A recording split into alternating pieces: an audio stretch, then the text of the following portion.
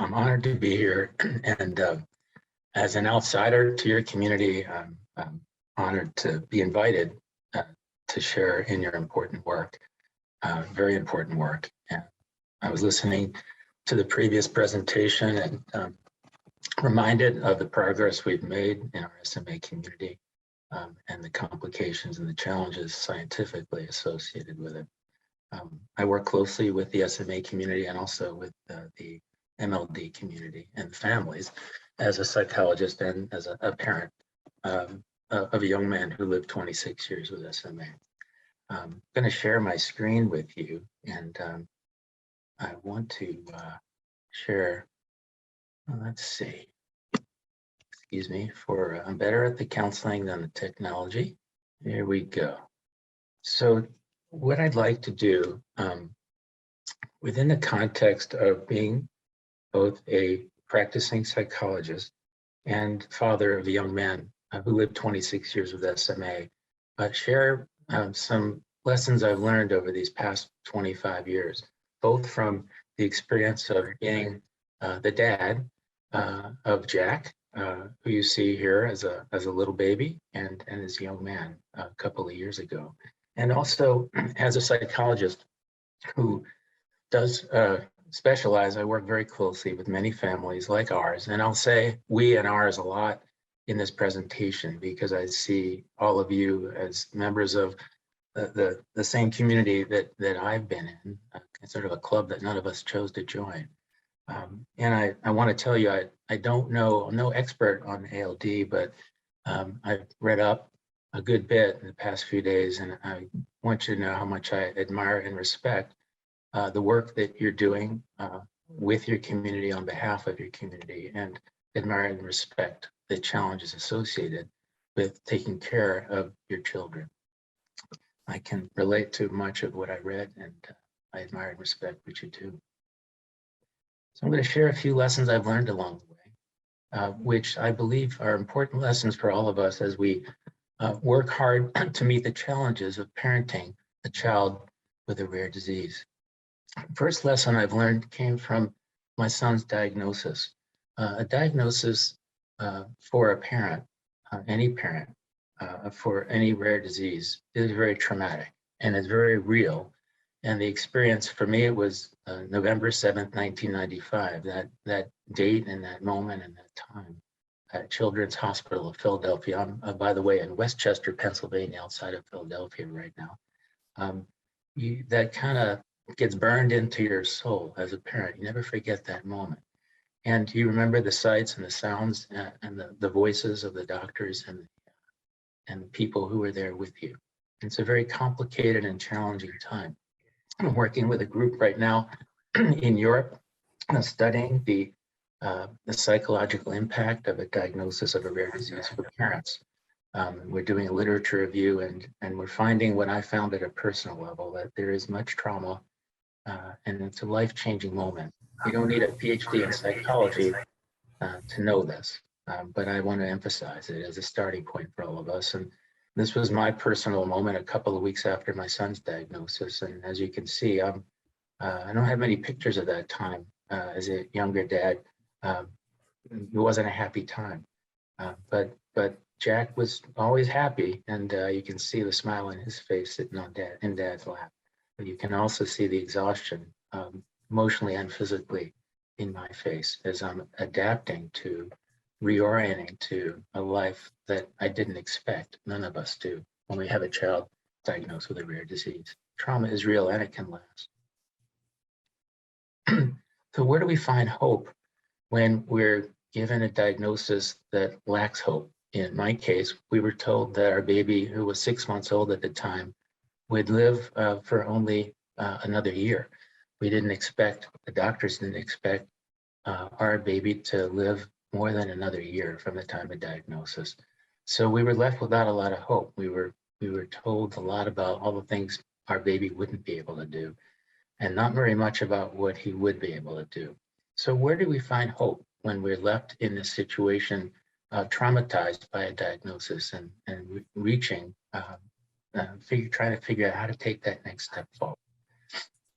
For many of our families, we find hope in communities like ours, like yours, other people I didn't who hear you. What? experience something very similar. We find hope in stories of families who have managed to make it through such a difficult time. I found hope in meeting families who had lost their babies and still were contributing to our communities. And we found hope in meeting other people who had SMA. This is the only picture of this day, but it was an important visit. Not the best picture of little Jack, but I had read a letter written by this woman who lived in Wisconsin named June Price. And she said in her letter to parents like me, "Dear parent of a child with a diagnosis of SMA for your baby, dear new parents, don't give up hope. My dad, when I was little, he was told I wasn't going to live past 2, and when I was 2, my parents were told I wouldn't last till 5, and when I was 5, they were told I wouldn't live till 10. And I'm now 55, and I have a job, and I have an apartment, and I have a partner. I have a meaningful life, and my dad's been gone 20 years. So don't do with your baby what my dad did with me. Live every day in the present and know that anything is possible." She had a huge impact on me, and I've always been grateful to her for her support. She lived into her 60s, and now, Dr. Al, I'm always the one people call on for support. She was the one I called on for support, a very good friend and a good role model. She gave us hope. Many community members did. Another lesson that I learned along the way from my own family and from so many families I support is that families do matter, and we need the support of our families, and we need to stick together as families in the face of such a challenging situation. We can sustain our energy to do what we need to do for our kids if our families support us. In my own case, and again, this presentation is going to be very different than others that you have in the next couple of days. It's a much more personal presentation. This is my family, and so proud to have a family that you can see surrounded Jack with love and with support and with acceptance. My parents are to the left in the photograph of Jack is my daughter Kara, who is now 21 and who joined our family from Korea as an adoptee when Jack was 5. And immediately behind Kara are my parents, who just celebrated their 63rd wedding anniversary this week, 93 and 85 years old. And I think this was my dad's 90th birthday party. To have a family so strong, so supportive, and so kind matters to all of us and helps us to sustain ourselves emotionally through such a challenging time. Another lesson that I've learned is happening right here and now with all of you. We all need our communities. We need our school communities. We need our neighborhood communities. We need our faith communities. We need our work communities. My experience personally and families that I've worked with are amazed at the strength of communities. Our rare disease communities are, for me, our SMA community, Cure SMA, is a part of our extended family at this point. We couldn't have made it 26 years without our extended family of Cure SMA. So community can mean a lot of things, and I want to applaud you for what you built with your community. As I've read about what you do and how you do it, you're strengthening and supporting each other by sticking together and by inviting parents, especially parents who have newly diagnosed children, to join the community. It's a very complicated experience for our families. I worked with our newly diagnosed families at Cure SMA for many, many years, welcoming them to this community that none of us chose to belong to, this club we didn't choose to join. Once we are part of our rare disease communities, we're strengthened and we're supported, and we are from our other local communities as well. This is a symbol of our SMA community, again, I have two roles. I've been a dad for 26 years, and I'm a psychologist, and I've had the privilege of facilitating our support groups for our affected children with SMA. This was taken at the end of our Kids Talk It Out session in Anaheim, the last in-person conference before pandemic. This gives our kids an opportunity to talk with each other about the experience of having SMA without their parents in the room, which is an unusual opportunity for them. And I co-facilitate this group with a woman that's hiding back in the right back corner named Angela, who's a dear friend of mine who also has SMA. She has SMA, and she's a elementary school teacher. She and I have done about 50 of these groups over the years, and we do them on Zoom now. And it's such a meaningful opportunity for our kids. We do this by age group, younger kids, teenagers, and young adults, to have this opportunity. And to left in the photograph where I'm standing is my daughter, Kara, again, who volunteers. She's been a wonderful help and support, not only to her brother, but to others who have SMA in our community. I feel very privileged to be part of this, and this is a symbol to me of how our community strengthens and supports each other. Another lesson that I've learned is all of us have to deal with lots of doctors, lots of medical professionals, and doctors are people too. They're working hard. They care about us and our families. They're working under very, very difficult conditions. Their jobs are stressful. Not every doctor is the best doctor for our families or our kids. Some are stronger in some areas than others. They have different temperaments and personalities. They're people too. But without them, we really can't take care of our kids very effectively. And we have to remind ourselves that we're not doctors. We do become experts in the rare disease that our kids have, but we're not doctors, and we as parents can't see things objectively in the same way about our own kids. So I include this because doctors support us and do help us sustain ourselves emotionally and help us with our mental health by directing us, providing support to us, and by choosing to help us. They could be doing lots of other things with their time, but they're choosing to help us. This is one of Jack's wonderful doctors who cared for him and was with us when Jack passed. This is Dr. Bransema, who's a neurologist at Children's Hospital of Philadelphia, and on his own time came to a Cure SMA event to support our community and to have a little time together with Jack. Doctors are people too, and wonderful people. Another lesson I've learned from families I work with and from my own experience is that it's very, very hard to live with uncertainty. When you receive a diagnosis like ALD, like SMA, MLD, we never forget, as I mentioned, the day of diagnosis, and you never forget what you hear that day, and it's very hard to forecast the future. It's been very hard for me over the years to live with this sort of cloud following us that Jack wouldn't live very long, and we had many hospitalizations along the way.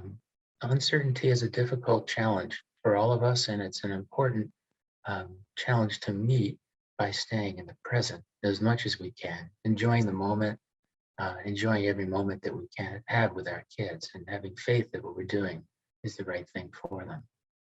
This was a photograph taken at the end of one of my son's many hospitalizations, probably 15 or 20 PICU hospitalizations in his life.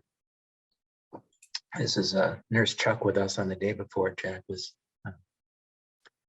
discharged from that hospitalization. It looks like it was a long one because there are a bunch of get well cards hanging in the window, so we were probably there a month or so. It looks like it might have been around that. But I had it in my heart every time Jack got sick that we had people there to take care of him who knew him, another extended family for us. Jack was a very resilient kid, and he never gave up. And it was important for me to never give up as his dad. Living with uncertainty is very difficult for all of us, and I want to acknowledge that as one of the lessons I've learned. It's understandable that focus of attention, as I look at the program for your conference and the program for SMA conferences in the past and many rare disease conferences that I speak at, that there's a focus on the medical, the scientific, the physical health, and now newborn screening is so critically important for our communities. And my experience over 25 years as a professional too, is that our emotional health and our attention to emotional health kind of lags behind our attention to physical health. And that's perfectly understandable because we have to keep our kids alive first. And so did I. Over the past 20 years, I've been very proud that we've added so much family support programming to our SMA community and our conferences and our meetings.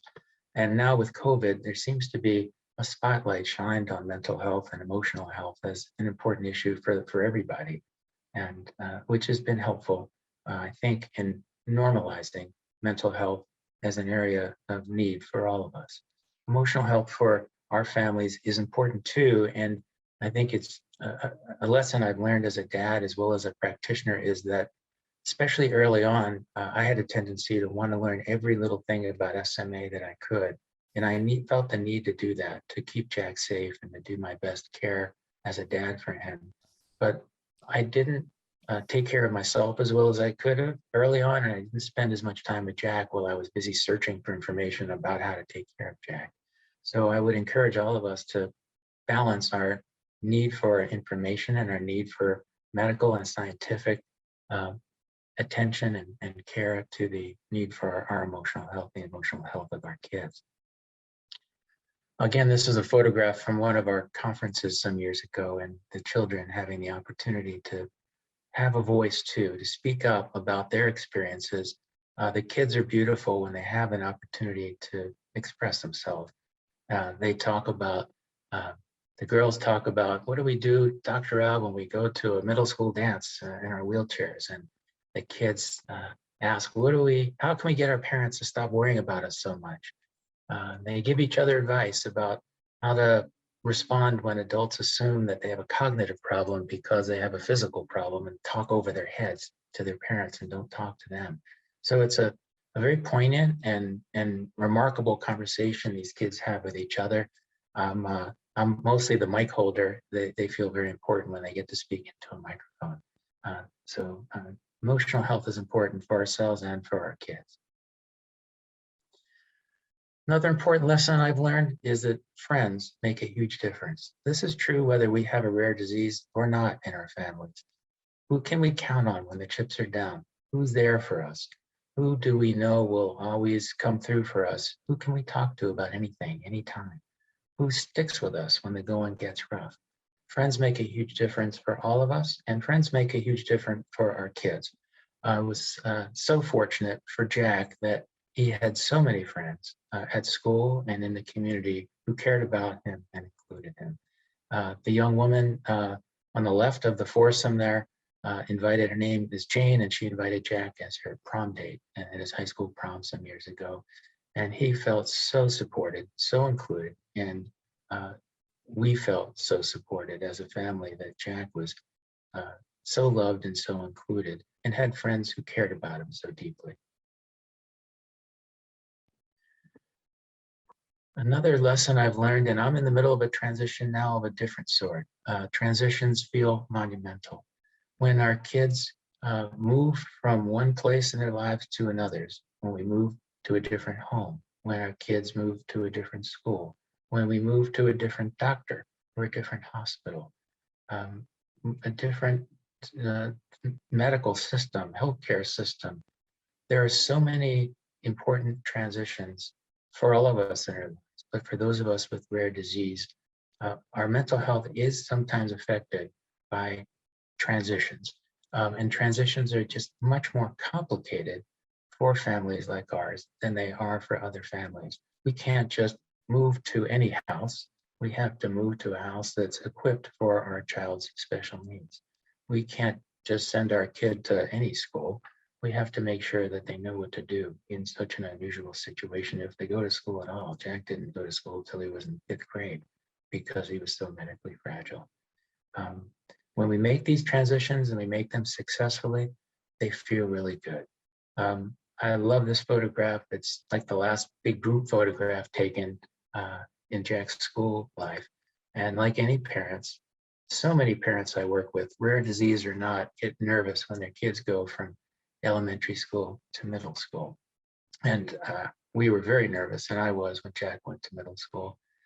Thankfully, that transition, as complicated as it was, multiple classrooms and elevator key and aid and IEP that was 40 pages long that I never had time to read. There was so much involved. But the transition, when they go well, they're very meaningful, but they're also very challenging. Anything is possible is a lesson I've learned, and I've learned from many families along the way. When we were told that our baby wouldn't live more than another year, I believed the doctors because they were experts and I wasn't. I never would have imagined that my son would live past the age of 2. I never imagined that he'd be able to go to school and go to camp and do the things that he could do. It's important for our mental and emotional health that we keep open every possibility rather than closing our minds and focusing only on impossibility. Our kids can lead us to places I've learned from my own and from many other families that we never would imagine. This is a symbol of anything is possible with my son. This is a photograph taken at a school up the road from where I live, an old 200 and some year old Quaker school, kindergarten through 12th grade, where I had my first job. Before I was Dr. L, I was a teacher at this very school. I was a 3rd grade teacher when I was 22 years old at this very school. And Jack lived to 22 and lived to have a job at the same school Dad did. He couldn't use a computer with a mouse. He had a special computer that had a camera that aimed at his left eye, and his left eye typed 20 words a minute. And he worked for the business office of the school, doing all kinds of crazy spreadsheets and things that I could never do. And he was included as part of the community. At the age of 22, hired at the same school Dad was. So for me, that was a anything is possible moment. And I think it's important for all of us to hold those kinds of dreams present, because we never know what might be able to happen scientifically, personally, and with our children's lives. We never know. Finally, I'm going to finish by sharing that a very important lesson, which I didn't discover or articulate for myself until maybe 2 or 3 years ago. I've come to believe that our kids with rare disease also possess some unusual and unique and unexpected rare gifts. And as I look back upon my son's 26 years now, about 3 months after his passing, those gifts feel even more important to me as I look back. I'm going to share just a couple of them as I finish up. First, our kids model resilience. Jack was sick many times, and he never complained, and he always had a positive attitude. And I see this over and over again with our kids who have rare disease. Over and over again, the kids model for us resilience, which gives us resilience and builds our strength as parents to continue to take care of them. I found this photograph when I was going through pictures recently of Jack after one of his very early hospitalizations. I was worried he wasn't going to be strong enough to drive his new chair.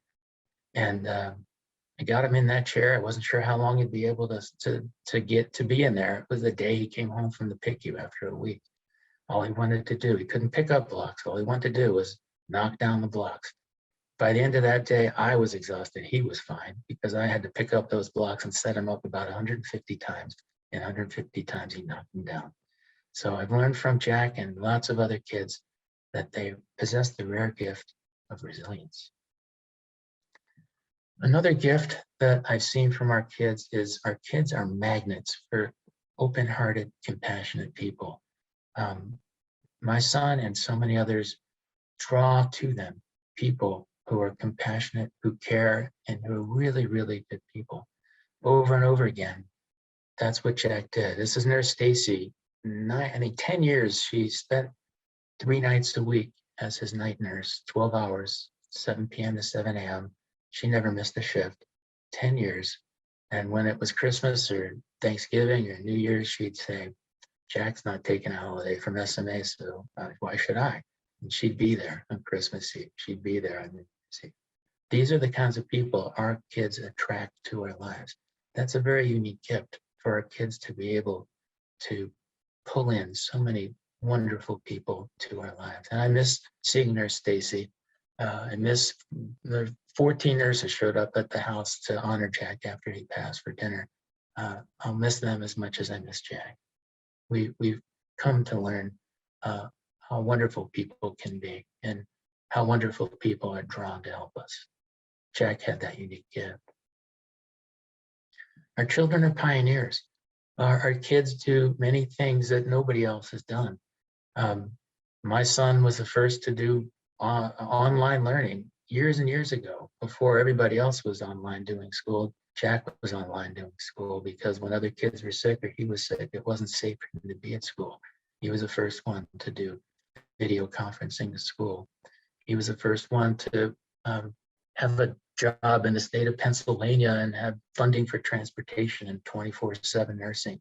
They didn't know what to do with that because they had never had anybody who had a job and 24-hour nursing and going to a job in a van at the same time. Our kids are pioneers right now doing clinical trials. Our kids are pioneers with newborn screening. There's so much that they do that pioneer for other kids.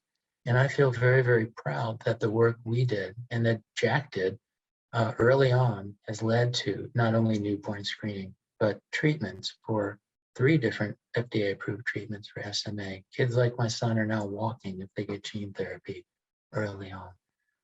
There are some very courageous kids and families trying things for the first time that help the rest of us down the road. This is a personal photograph again of Jack being a pioneer. This is the Pennsylvania event camp that was another part of Jack's extended family. They didn't tell us when you sign the consent form to send your kid to camp. They don't tell you about the zip line and the rock climbing wall and some of the things that your kids do. This is him going down the zip line with his ventilator.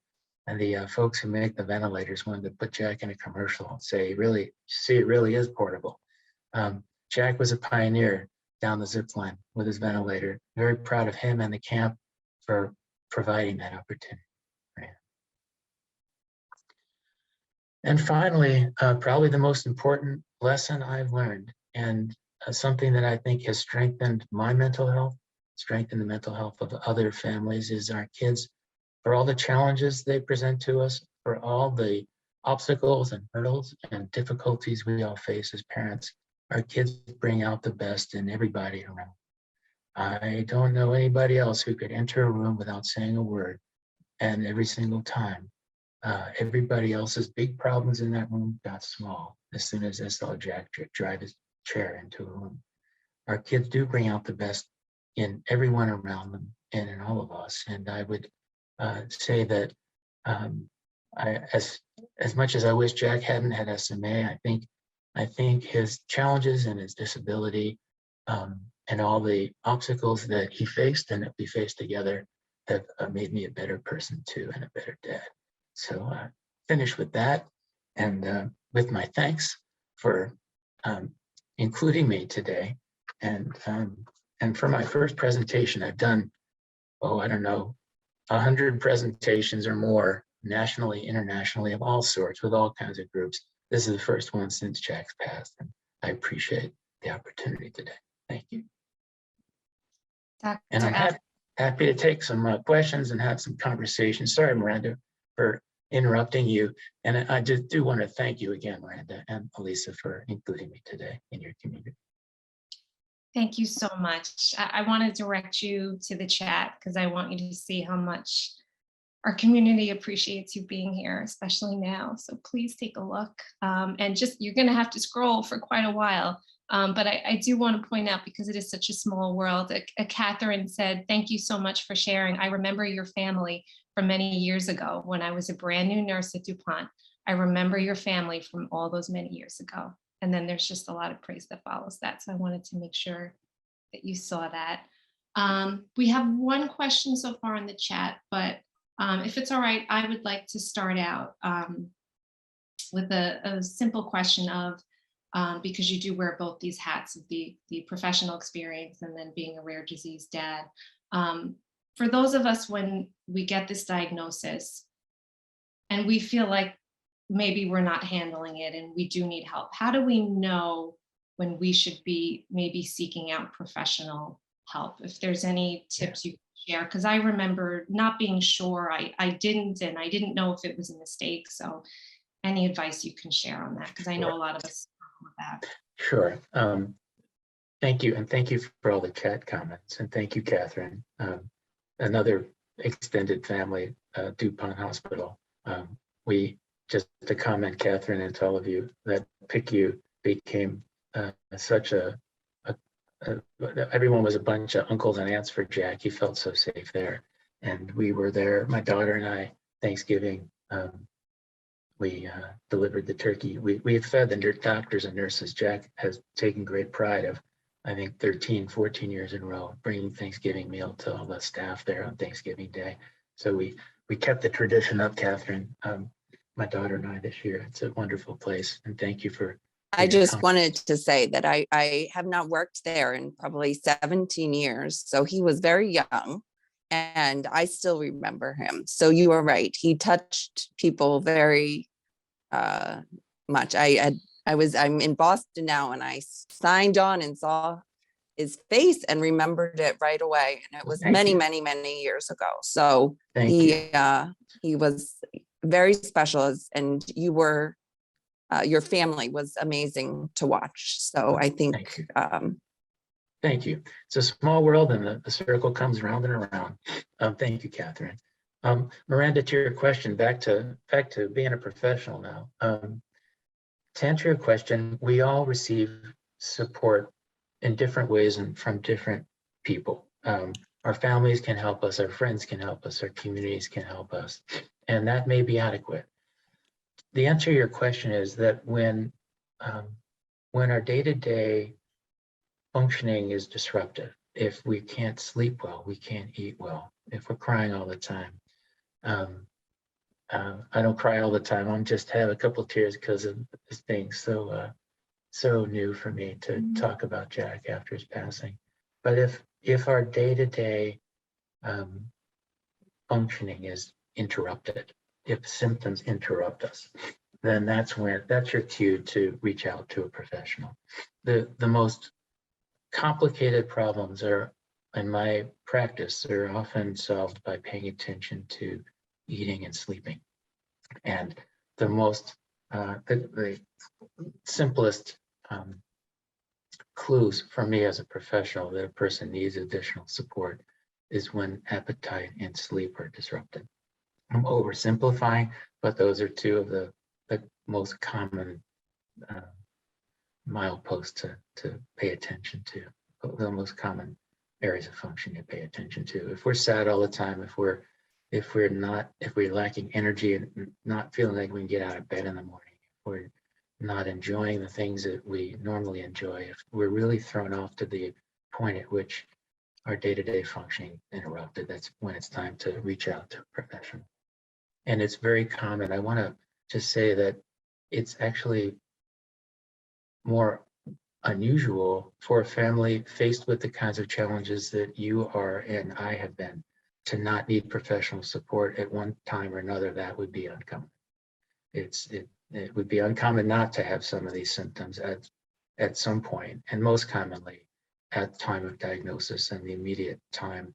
The families that I'm working with now in my practice who have recent diagnoses are the ones that need the most help. It takes time to reorient to this experience. It's like we're launched to the twilight zone at diagnosis and we feel by ourselves. So that's the common need is an earlier, but it's not the only time. I hope that helps to start, Miranda. It does, and I think it's something like a simple checklist almost we can sort of keep in our minds too, much like your beautiful bold text, simple word text reminders. I think this could be another one for us parents is, are we eating? Are we sleeping? And to just kind of check in with ourselves every once in a while. And that could be great guidance to know if we should be seeking help beyond our family and our friends. So thank you. You're welcome. It does help. It does help to keep things simple. Yes. There was a question in the chat from Susan who asked about support sibling. So for siblings maybe who might feel neglected during the treatment process, if you have any advice for that. Yeah, that's a great question, and I've done entire sessions of an hour and a half or more on that. And I'm watching my daughter now experience the loss of her brother. It's a complicated road for siblings. Our SMA community has sibling groups as well, and what we've learned from siblings is they need attention too. And it's obviously hard for us as parents to pay attention the same way we would like to our siblings, and we have to have somebody with our kids every minute. I see a lot of value in one-on-one time with siblings, parents one-on-one with their other children whenever possible. A half an hour of one-on-one time feels like a lot. It's a big deal for a sibling. For siblings to have the opportunity to develop their own interests and talents and to have space from the medical stuff is very important. My daughter's a tennis player, and she's on the captain of the tennis team in college now. And she has her own place, her own thing, her own area where she can shine and where she has attention.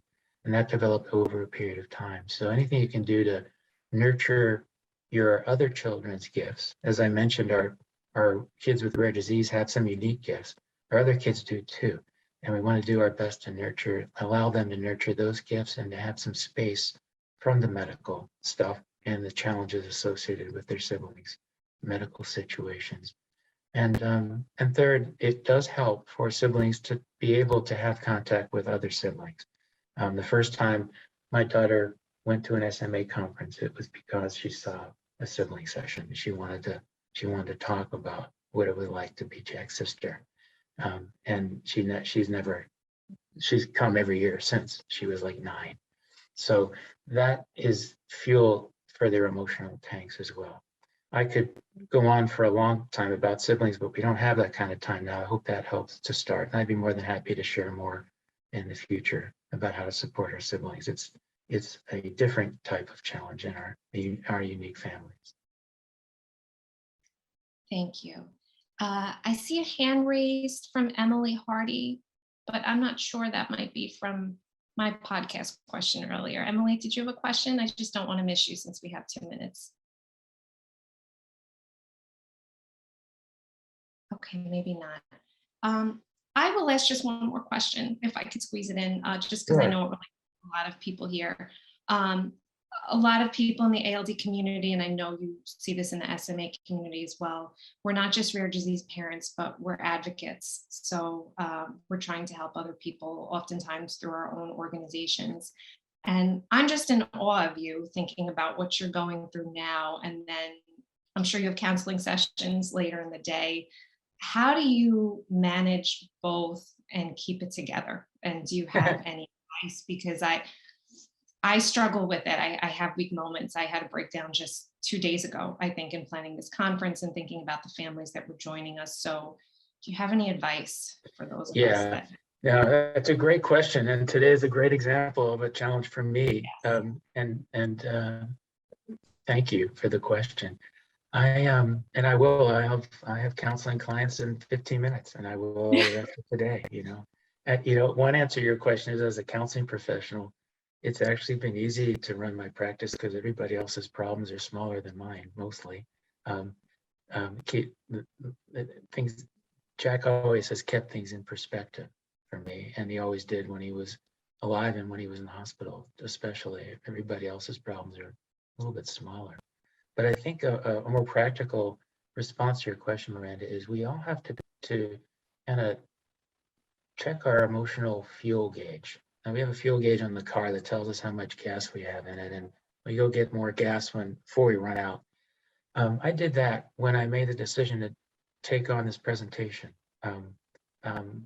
I took a guess that I'd have enough fuel in my tank to be able to do this, that I'd be ready.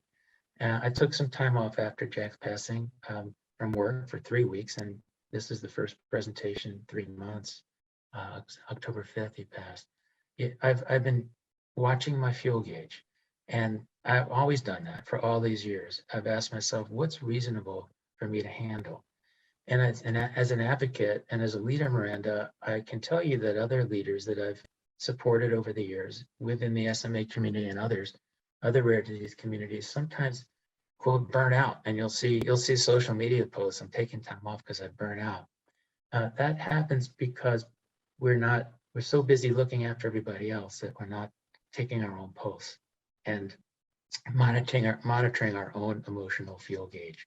So I think we have to, as advocates and people who are leaders like you and Elisa and others I know, need to take a step back once in a while to make sure that we're keeping a proper balance. So many of the lessons you may have noticed in those simple slides are life lessons that have nothing to do with rare disease. And I think the simplest answer to your question is the word balance. Whether we have rare disease or not, we have to keep a balance in our lives. And too much of any one thing is generally not healthy. Too much food, too much sleep, not enough food, not enough sleep. Too much advocating can be unhealthy. And we have to achieve a proper balance. And we do that by taking our own pulse and monitoring our own emotional fuel gauge. I hope that helps as a start. Someday I'll do a session on this one, a whole session on this one, because I'm living it right now in a whole different way. And I appreciate the question, and really I'm grateful for the opportunity in the context of your question, Miranda. Today is very meaningful for me to be able to help you all. I feel as committed or more committed since Jack's passing to continue this work in his honor and to help other families who follow his path. But I'm checking my fuel tank to make sure that it's appropriate and I have enough.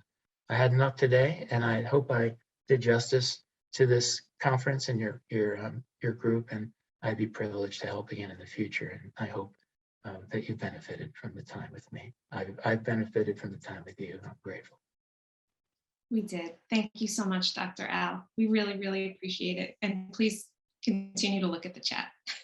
Thank you. I'm going to look at the chat now.